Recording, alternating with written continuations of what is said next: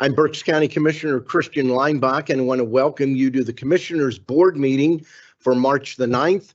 We are broadcasting live via Microsoft Teams live event and also on BCTV as well as Facebook and YouTube Live. At this time, I'd like to call the meeting to order and ask that we stand for a moment of silence, followed by a pledge to the flag.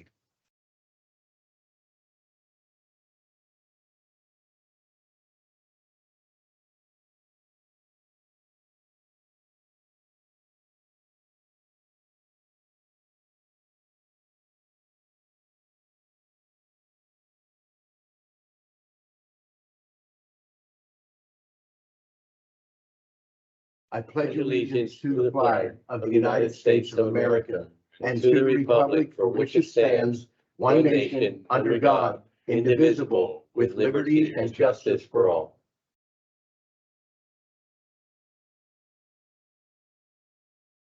Are there any additions or corrections for the March 2nd Commissioner meeting minutes? Hearing none, the minutes will stand approved as presented. And we did have several executive sessions. We had one on March the 1st dealing with personnel, one on the 2nd dealing with personnel, another one yesterday on, actually not yesterday, on the 7th dealing with personnel. And I realized I didn't get the one from yesterday, the 8th dealing with contract negotiations and personnel. Anne Marie, if you would please read the public comment policy. Thank you. Public comment will be accepted in person and through the Q&A function. Please include your first name, last name, and municipality for all comments. Any comments without name and municipality will not be considered. Each citizen can submit one comment. Comment length is dictated by limitations of the platform being used, Teams, Q&A, Facebook, and YouTube. In-person comments will be accepted first, followed by comments submitted virtually. The meeting comment period is limited to a total of 30 minutes, including both in-person and virtual comments. This time period may be extended at the discretion of the board. Please be concise. Comments that are germane to county business will be read during the meeting and should not be considered to be interactive dialogue with the commissioners. The county solicitor shall be the final arbiter of whether a comment is germane and should be read. Any commissioner response to public comment will be done at the discretion of the commissioners.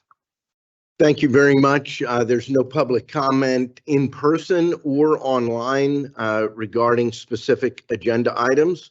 So we will move in to our agenda. Item 1, authorizing under that Budget Department, adopt a resolution authorizing 2022 transfers in the amount of $1,300,000 and 2023 transfers in the amount of $117,293 and 2023 appropriations in the amount of $125,998 per listing dated March the 3rd of 2023. There are several items listed under the commissioners. Item A, adopt a resolution authorizing Brandy Nider, Children and Youth Administrator, to execute the Memorandum of Understanding between Berks County Court-appointed special advocates, Berks County Children and Youth Services, and the Berks County Court of Common Pleas, outlining the relationships and responsibilities between the parties for court-appointed special advocate services. Item B, adopt a resolution authorizing Kathy Wagoner, Parks and Rec Director, to execute the Commonwealth of Pennsylvania Department of Environmental Protection Water Obstruction and Encroachment Registration Permit.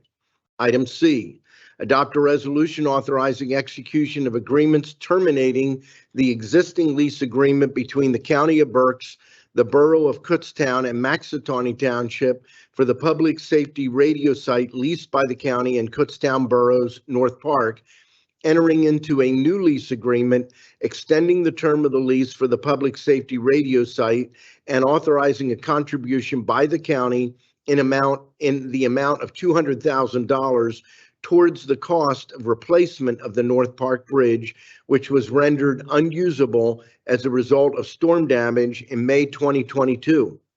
and which is used by the county to access the public safety radio site within the Kutztown Borough's North Park.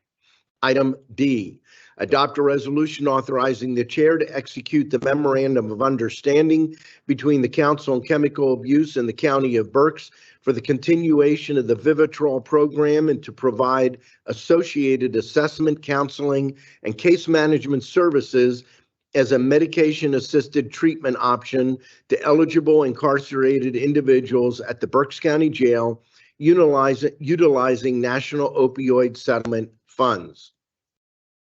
Item E, adopt a resolution giving the Board of Commissioners the authority to take all necessary steps to open bank accounts, including the execution of signature cards, conduct all bank transactions, issue checks, and otherwise conduct all financial transactions on the behalf of the County of Berks in accordance with the provisions of the Third Class County Code of Pennsylvania. Item F, adopt a resolution authorizing the chair to execute the hold harmless agreement between the County of Berks and Cura Hospitality, LLC. Item G, adopt a resolution authorizing a letter of support to Representative Chrissy Houlihan for the Our City Reading Community Project funding request for the Goggleworks 2 Adaptive Reuse Project located at 2nd and Washington Streets in Reading. Item H, adopt a resolution authorizing a letter of support to Senator Robert P. Casey Jr. for Our City Reading Community Project funding request for the Goggleworks 2 Adaptive Reuse Project located at 2nd and Washington Streets, Reading, PA. Item 2, a motion to authorize execution of contract agreements and amendments as set forth on the contract agenda listing. It's dated March the 6th of 2023. There are a total of 16 contracts, 2 with the Area Agency on Aging, 1 with the Berksheim, 1 jointly with Children and Youth Services and Juvenile Probation, 2 with Children and Youth Services, 1 with the Commissioner's Office, 3 with Election Services, 3 with Facilities and Operations, 2 with Information Systems, and 1 with Mental Health and Developmental Disabilities. Item 3, a motion to authorize execution of the payments and electronic transfers as set forth on the Controller's Office voucher listing dated March the 9th of 2023. And then item 4, a motion to authorize execution of employee payroll disbursements dated March 14th of 2023. Motion to approve the agenda as presented. I will second that motion. The motion has been made and seconded. Is there any discussion? Hearing none, all those in favor signify by saying aye. Aye. Opposed? The motion is carried. We'll move now to reports of our treasurer and controller. We'll begin with our acting county treasurer, Sock Georgiadis. Good morning, everyone. Good We have an morning. opening balance today of $199,163. Million. Don't scare me. 109. Oh, I'm a lawyer, not a mathematician. Sorry, guys. $199,163,381.33. Balance to clear of $3,397,306.55, leaving us with a balance of $195,766,074.78. Thank you. I have one thing to say to you, Sock. We want Linda Weaver. We want Linda Weaver. Hopefully you'll take that as it is meant to be humorous. That's it. Thank you. Going to our county controller, Sandy Graffius. Sandy. I just want you to know that SOC really did us a favor. We're in good shape, but not a B with billions, with an M with millions. Right. Okay, we're going to do our total accounts payable $10,413,490.12. We have a payroll this week of $4,838,911.98, a supplemental payroll $277,524.78 for a grand total of $15,529,926.88. Thank you very much, Sandy. And we'll move now to our Chief Operations Officer, Kevin Barnhart. Thank you, Commissioner Linebaugh. On behalf of the COO team, I have two items of interest. Again, the What's So Cool About Manufacturing 2023, the seventh year. Berks Schuylkill Student Video Contest is still open for folks to vote. It is at what'ssocool.org and use that search engine and you'll find Berks Schuylkill. So you can watch the videos or don't watch the videos, but you can also pick your favorite school. And this is open until Friday at 11:59 p.m. and you get to vote as often as possible.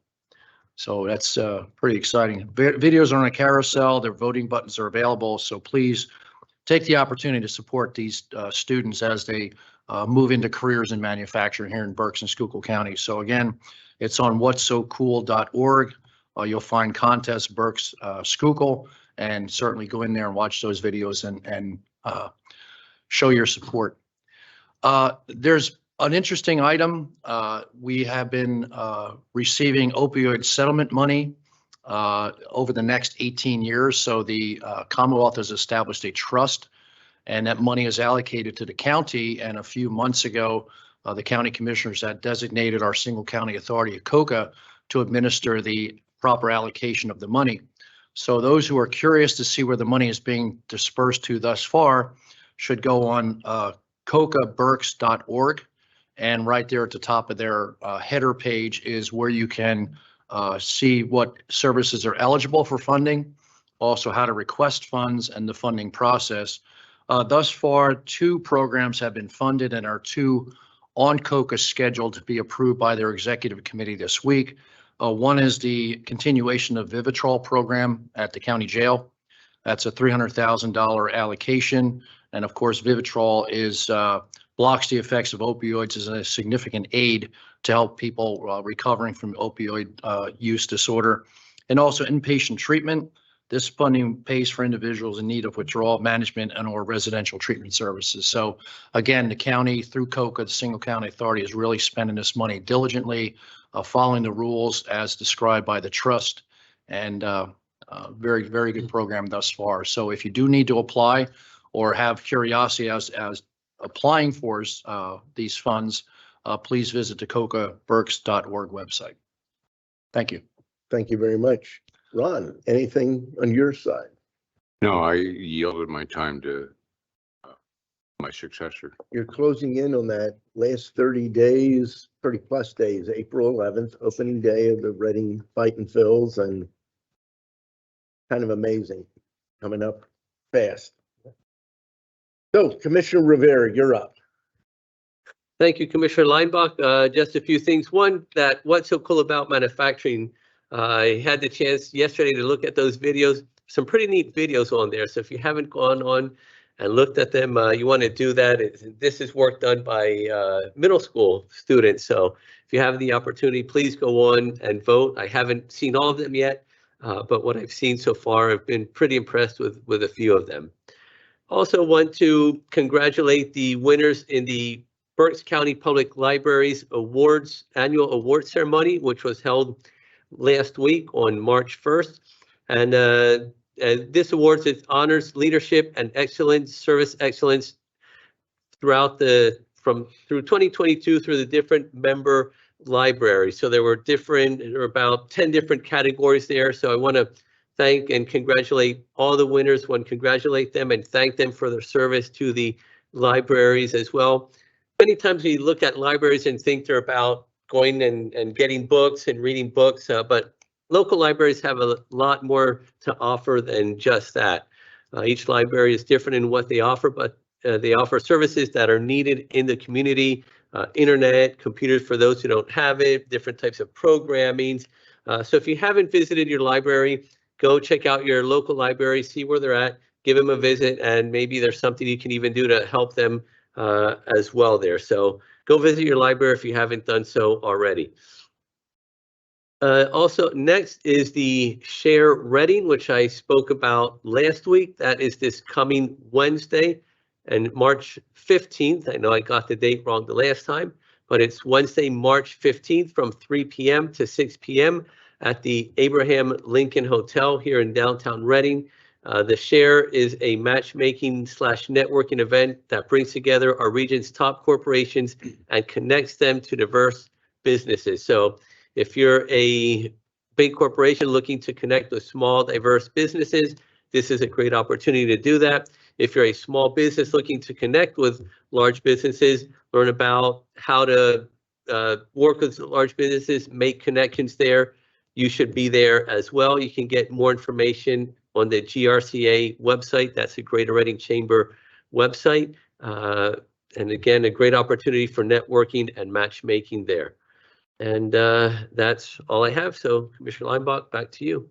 Thank you very much, Commissioner Rivera. Several items I want to touch on. I want to welcome formally Lynn Burns.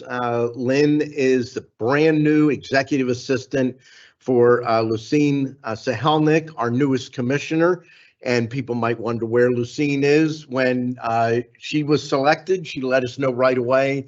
They had time, the family was going to be away for this period of time. And we just want Lynn to know we're glad to have you on board. Your first day was Monday, right? So welcome to the team. Secondly, I want to also note what's so cool about manufacturing. It's worth going in and watching the videos. I watched all of the Berks County school videos. I don't feel an obligation to the Schuylkill County. Don't be offended, kids. I'm sure they did a great job, but I focused on Berks County. I'm not going to tell you my favorites, but I know what my first, second, and third, and I've been going in and voting as often as I'm able to. Encourage you to take a look at that. It really is about promoting careers in the area of manufacturing. And when you see all the different companies just here in Berks County, it's pretty impressive, not the number, but the variety of manufacturing companies here in the county of Berks. I'm going to share my screen for the next couple items, so bear with me.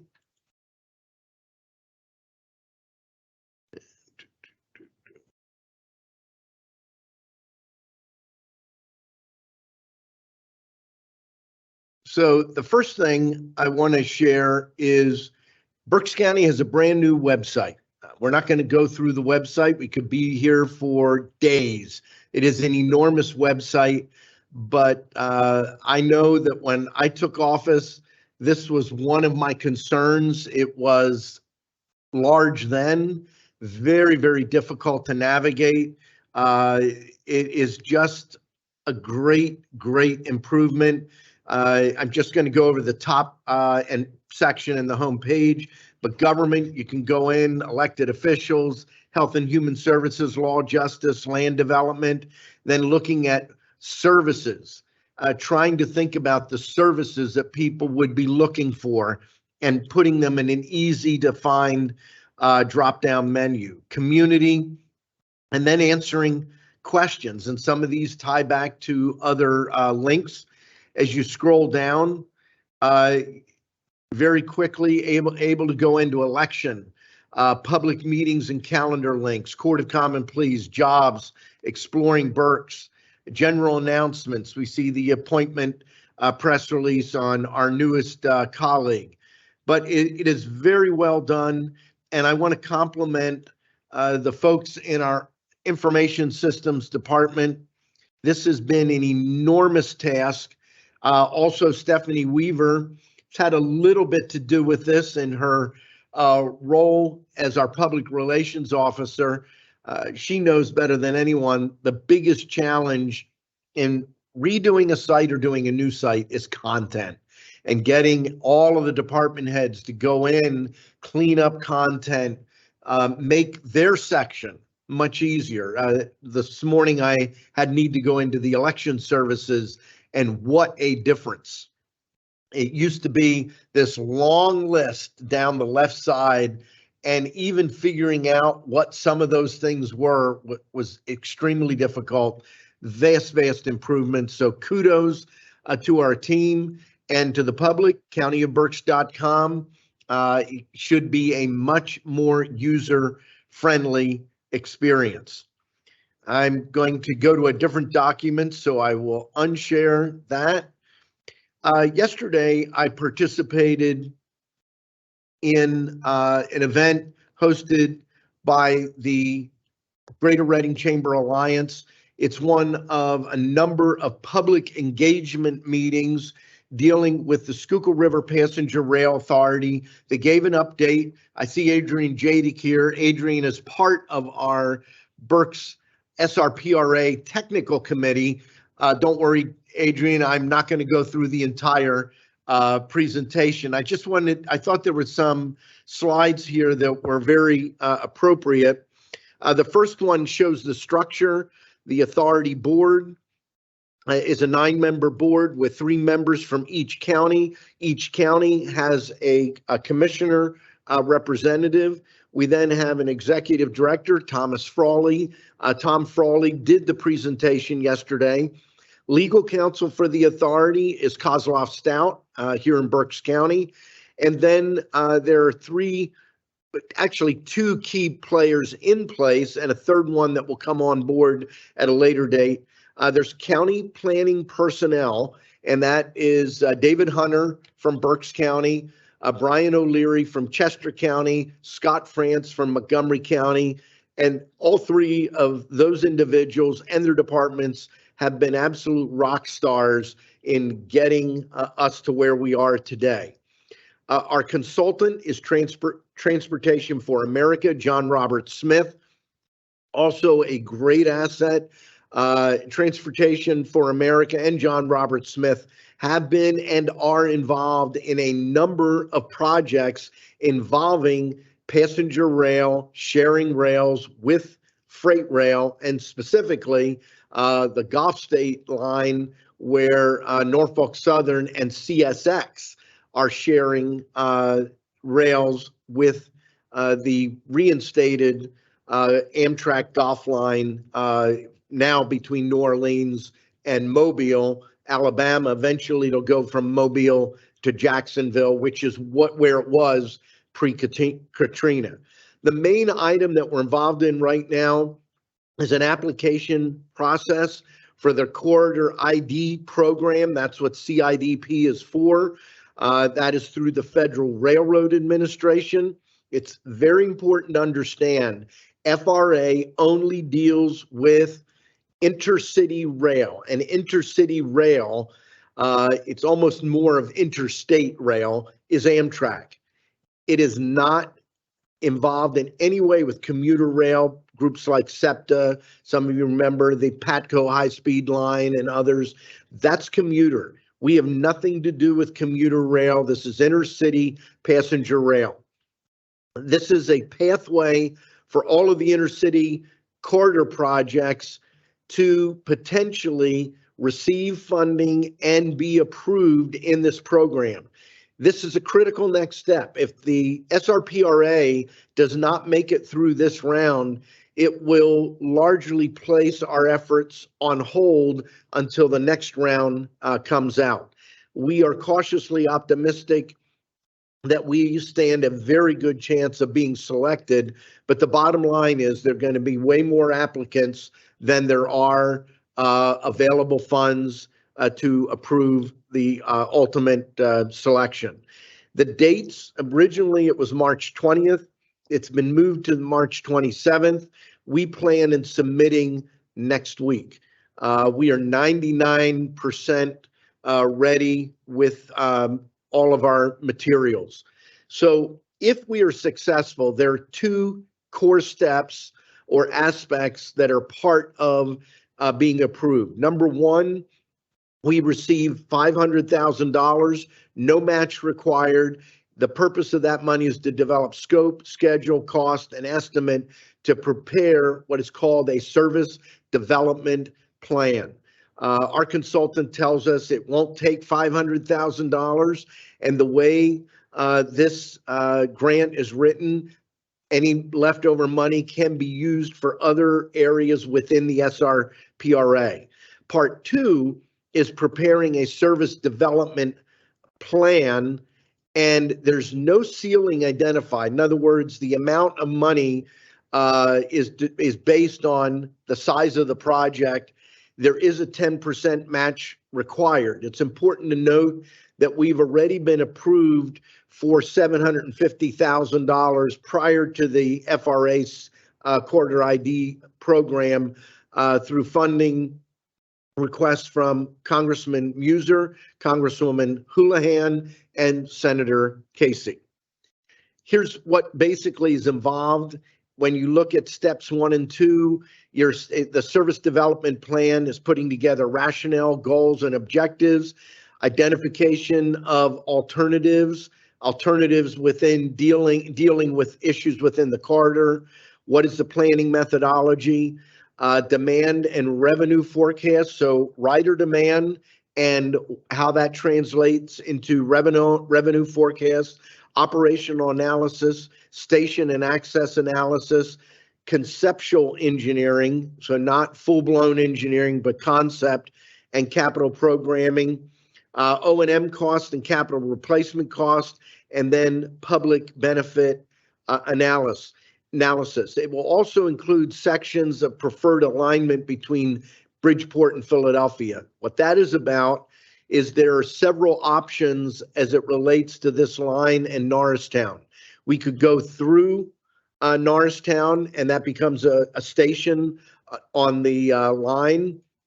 We can bypass Norristown, and there are a couple different ways that bypass could take place. The contents of the application is a summary of the corridor funding details, going over our applicant eligibility relative to the rules, a detailed corridor description and corridor location, evaluation and selection criteria, and how we match up against it, Department of Transportation strategic goals, and then there's an appendices. We're limited to 15 pages. Up until 2 weeks ago, we were at 16 pages. As of 2 days ago, I guess, when we had this, we're down to the 15 pages, so we're pretty much ready to go. The appendices have additional required forms, resumes, very specific letters of support, and maps. Just a general idea when you look at this, and I think you can, I don't know if you can see my cursor, but if you're looking at Harrisburg to Philly, that's the Keystone line. That's the line that runs from Harrisburg West and then Harrisburg East through Lancaster, down through Chester County into Philly. The line we're talking about is the Reading to Philadelphia line, ultimately on to New York. The goal is ultimately be able to get on an Amtrak train in Reading and not get off that train until you exit at probably the Daniel P. Moynihan station in Manhattan in New York City. That connection in New York is going to take some time because there's significant infrastructure projects that are already underway, but will be lengthy to complete. Doesn't mean you can't go to New York, but till that happens, you'll change trains in Philadelphia, jump on a SEPTA train, jump on Amtrak to New York, Amtrak to Baltimore and Washington. A timeline, people ask, where are we in the timeline? Right now, we are in the preliminary regional planning. In the fall, we did the expression of interest letter for the Corridor ID program, and we expect to complete that application next week. That's shown in the FRA Corridor Identification Program application. If we are approved later in the year, and they tell us midsummer, our consultant and executive director are saying no later than Labor Day, we'll know whether we're in or not. And at that point, we should start serious work on the service development plan version 1, and at the same time, conceptual design and engineering. And as you note there, they have the announcement. That announcement is what will trigger those actions. Preliminary design and engineering should take most of 2024. Final design and engineering, most if not all of 2025. And then there's a note here, and I keep highlighting this. We have a unique clause in our authority. Normally an authority is set up in Pennsylvania under a Pennsylvania authority law for 50 years. When we were forming the authority, and I can say honestly, I was the one that asked to put this clause in, I pointed out that there's a lot we don't know, and that there needs to be an opportunity to reevaluate this at some point. And so we have a clause in our authority documents that require each county to reauthorize the authority in 2025, which is 3 years after the initial authority was authorized. Now, there's some question on what that date will be. It's no later than June, the end of June, because that's when our papers were officially filed and recognized. But the votes took place in April among the 3 counties. Either way, it's going to require a vote, a majority affirmative vote from each of the 3 counties in 2025. And as you can see, assuming the Corridor ID program is successful, we should have quite a bit of information in our hands at that point in time. Then they note the service development plan updates. You really can't forecast construction or anything else at this particular point in time. And here's some basic contact information. And of course, if you want anything, the best place to go is the website, gosrpra.com. With that, I am going to stop sharing my screen. Go back. And that is all that I have. So at this time, are there any comments from our row officers? Hearing no comments from our row officers, there's no public comment in person, and there's no public comment online. Motion to adjourn. Meeting stands adjourned.